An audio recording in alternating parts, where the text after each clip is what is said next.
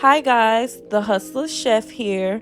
I'm just coming with an easy recipe, southern recipe. I get asked a lot about my greens, my mac and cheese, and how I get my fish so crispy.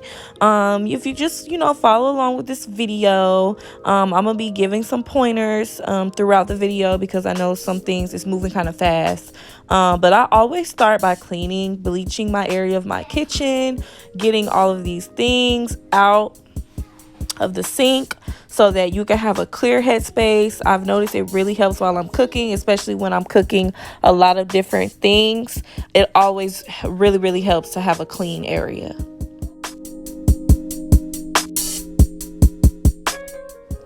Don't forget to click subscribe so that you can see all of our good recipes and easy tutorials.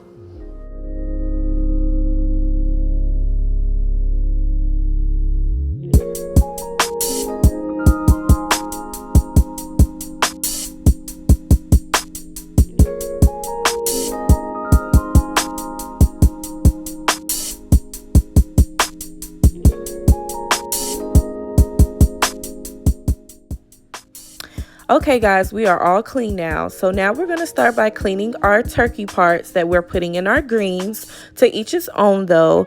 Some people eat pork, I don't. So I use turkey neck or turkey tail, preferably smoked, but sometimes it's hard to get your hands on the smoked ones. So I'm just rinsing them off really well, and I'm going to place them in a pot, which I'm going to completely submerge them under water once they're all clean.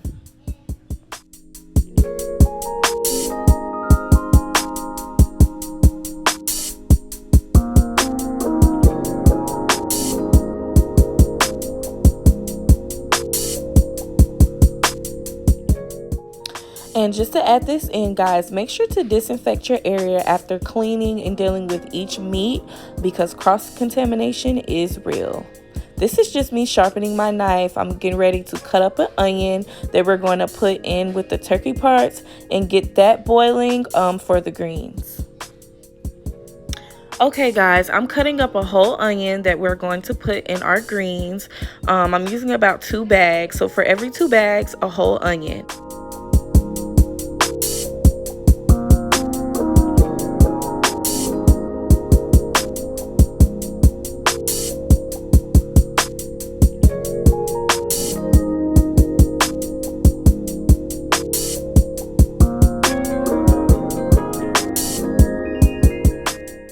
This is about a 1/2 cup of chicken bouillon cube.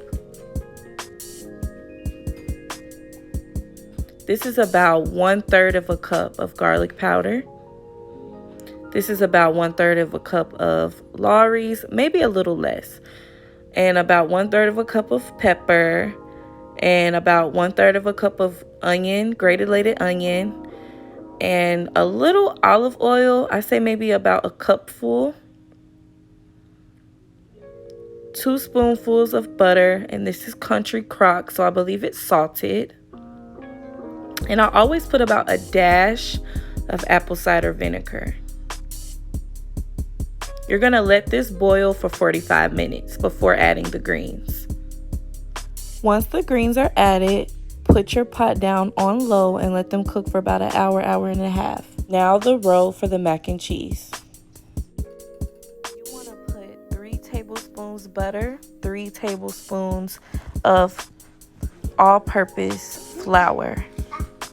You always want to make sure your ratios are even. And you're just gonna mix. I kind of forgot about my little whisk. So you want to use a whisk for this part. You don't want to use your spoon because you could be damaging your pots, and you want to get it as smooth as possible.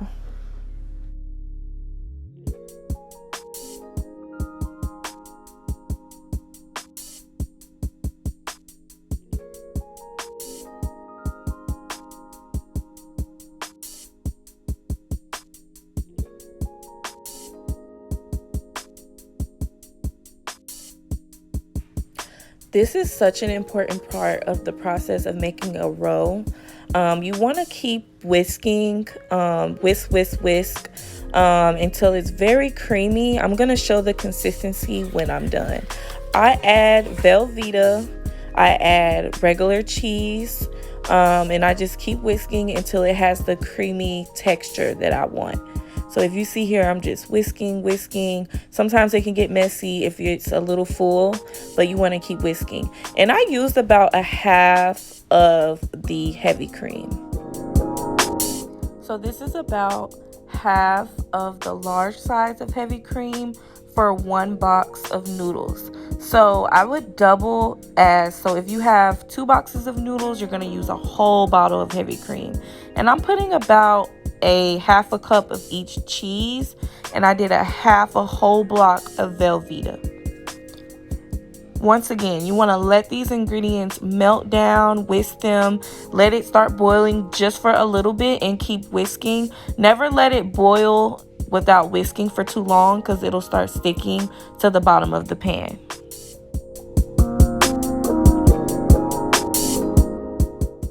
Ooh, look at that consistency. This is how it should look when your roll is completely mixed and completely melted down. It should be very, very creamy, almost like a homemade cheese dip.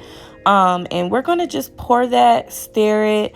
We're going to add each of the cheeses in between and keep stirring. And I'm also going to season it in a little while. And this is me cooking for my family, so I am taste testing in between. But if I was catering, I would not be doing that. Also, if you notice, I try to keep my seasonings consistent throughout everything I'm cooking, so everything, comes together. So we're using the same seasonings: garlic powder and black pepper.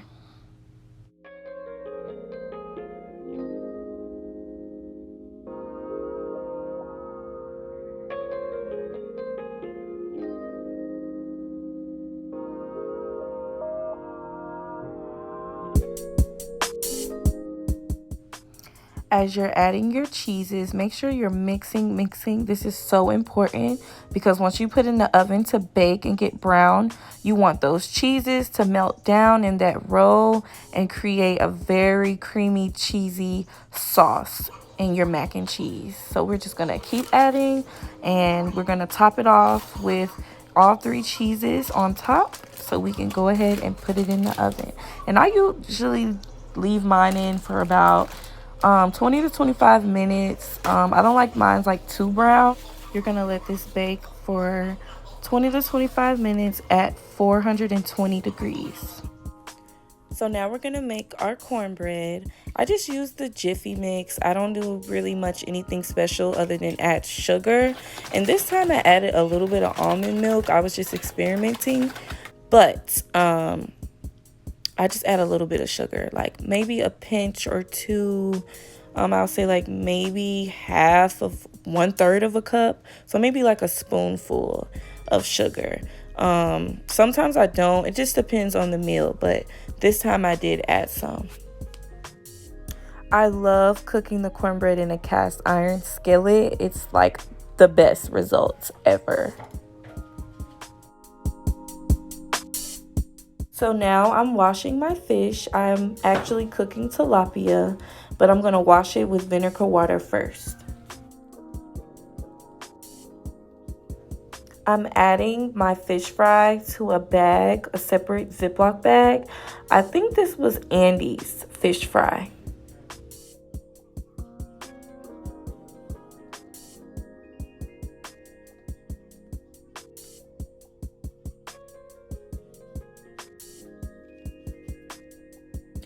So we're gonna season our fish really, really well. Not too much though, because the Andy's fish fry is pretty seasoned, but you wanna make sure you still get it good. Rub it all around.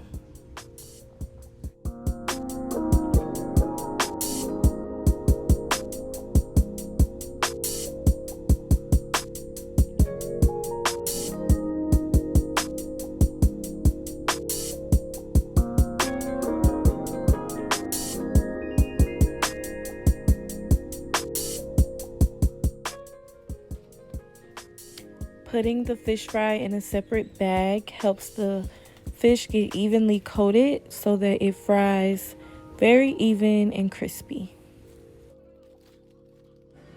As you see again, I'm using a cast iron skillet. I even use that when I fry things because it gets it perfect, golden, and it cooks throughout evenly.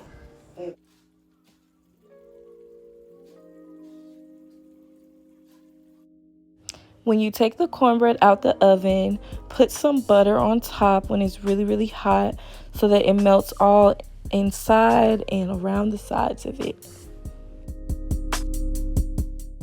Now that everything is all done, I'm gonna let you guys see me make a plate. Oh, it's gonna be so good. Oh my goodness, so, so, so good. Look at that cornbread.